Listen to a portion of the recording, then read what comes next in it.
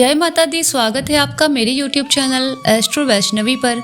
लेकर आए हैं आपके लिए कर्म संन्यास योग, श्रीमद् भगवत गीता का 5वां अध्याय।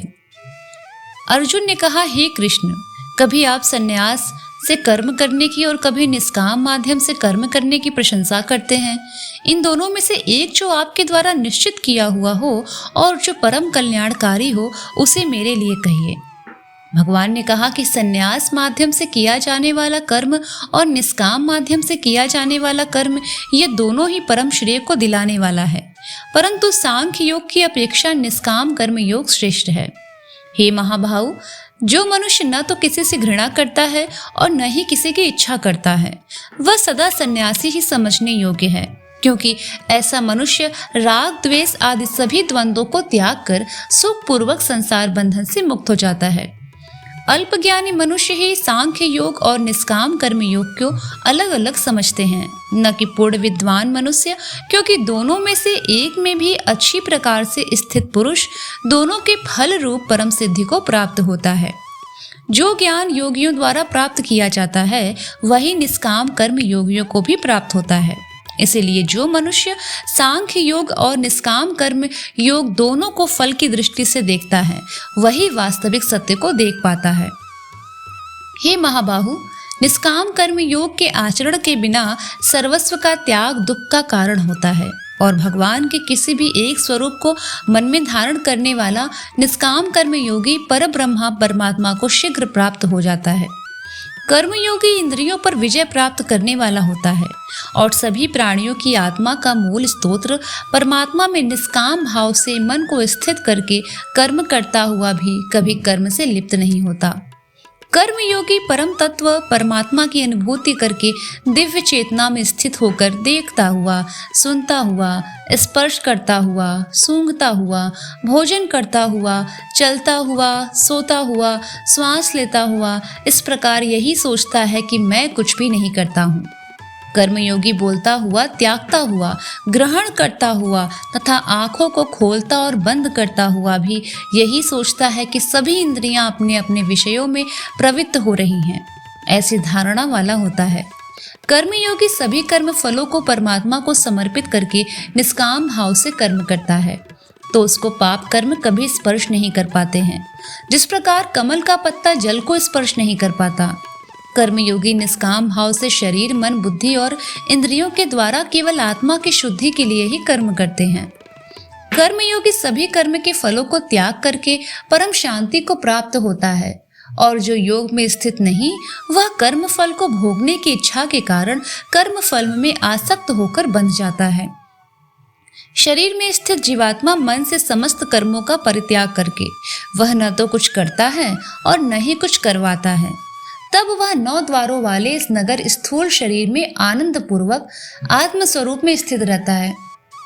शरीर में स्थित जीवात्मा देह का कर्ता न होने के कारण इस लोक में उसके द्वारा न तो कर्म उत्पन्न होते हैं और न ही कर्म फलों से कोई संबंध रहता है, बल्कि यह सब प्रकृति के गुणों के द्वारा ही किए जाते हैं। शरीर में स्थित परमात्मा न तो किसी के पाप कर्म को और न ही किसी के पुण्य कर्म को ग्रहण करता है, किंतु जीवात्मा मोह से ग्रसित होने के कारण परमात्मा जीव के वास्तविक ज्ञान को आच्छादित किए रहता है।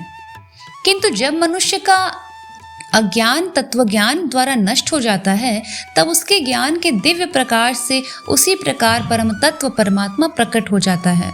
इस प्रकार सूर्य के प्रकाश से संसार की सभी वस्तुएं प्रकट हो जाती हैं। जब मनुष्य बुद्धि और मन से परमात्मा की शरण ग्रहण करके परमात्मा के ही स्वरूप में पूर्ण श्रद्धा भाव से स्थित होता है, तब वह मनुष्य तत्व ज्ञान के द्वारा सभी पापों से शुद्ध होकर पुनर्जन्म को प्राप्त न होकर मुक्ति को प्राप्त होता है।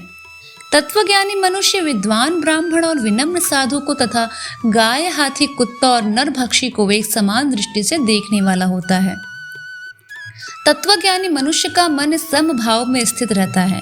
उसके द्वारा जन्म मृत्यु के बंधन रूपी संसार जीत लिया जाता है, क्योंकि वह ब्रह्म के समान निर्दोष होता है और सदा परमात्मा में ही स्थित रहता है।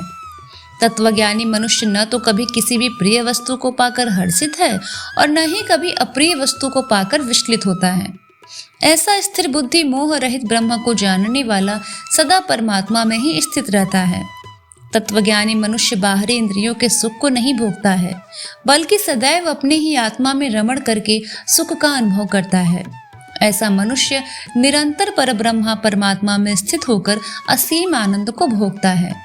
हे कुंती पुत्र अर्जुन, इंद्रियों और इंद्रिय विषयों के स्पर्श से उत्पन्न कभी तृप्त न होने वाले यह भोग प्रारंभ में सुख देने वाले होते हैं और अंत में निश्चित रूप से दुख योनि के कारण होते हैं। इसी कारण तत्वज्ञानी कभी भी इंद्रिय सुख नहीं भोगता है।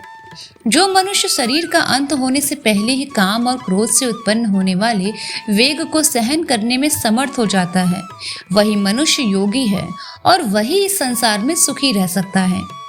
जो मनुष्य अपनी आत्मा में ही सुख चाहने वाला होता है और अपने मन को अपनी ही आत्मा में स्थिर रखने वाला होता है, जो आत्मा में ही ज्ञान प्राप्त करने वाला होता है, वही मनुष्य योगी है और वही ब्रह्मा के साथ एक होकर पर ब्रह्मा परमात्मा को प्राप्त होता है। जिनके सभी पाप और सभी प्रकार दुविधाएं ब्रह्मा का स्पर्श करके मिट गई हैं, जो समस्त प्राणियों के कल्याण में लगे रहते हैं, वही ब्रह्म ज्ञानी मनुष्य मन को आत्मा में स्थित करके परम शांति स्वरूप परमात्मा को प्राप्त करके मुक्त हो जाते हैं। सभी सांसारिक इच्छाओं और क्रोध से पूर्ण रूप से मुक्त स्वरूप सिद्ध आत्मज्ञानी आत्म संयमी योगी को सभी ओर से प्राप्त परम शांति स्वरूप परब्रह्म परमात्मा ही होता है। सभी इंद्रिय विषयों का चिंतन बाहर ही त्याग कर और आंखों की दृष्टि को भौं के मध्य में केंद्रित करके प्राण वायु और अपान वायु की गति नासिका के अंदर और बाहर सम करके मन सहित इंद्रियों और बुद्धि को वश में करके मोक्ष के लिए तत्पर इच्छा भय और क्रोध से रहित हुआ योगी सदैव मुक्त ही रहता है। ऐसा मुक्त पुरुष मुझे सभी यज्ञों और तपस्याओं को भोगने वाला, सभी लोकों और देवताओं का परमेश्वर तथा संपूर्ण जीवों पर उपकार करने वाला परम दयालु एवं हितैषी जानकर परम शांति को प्राप्त होता है। इस प्रकार उपनिषद ब्रह्म विद्या तथा योग शास्त्र रूप श्रीमद् भगवद गीता के श्री कृष्ण अर्जुन संवाद के कर्म सांख्य योग नाम का 5वां संपूर्ण हुआ। ओम तत्सत। हरि ओम।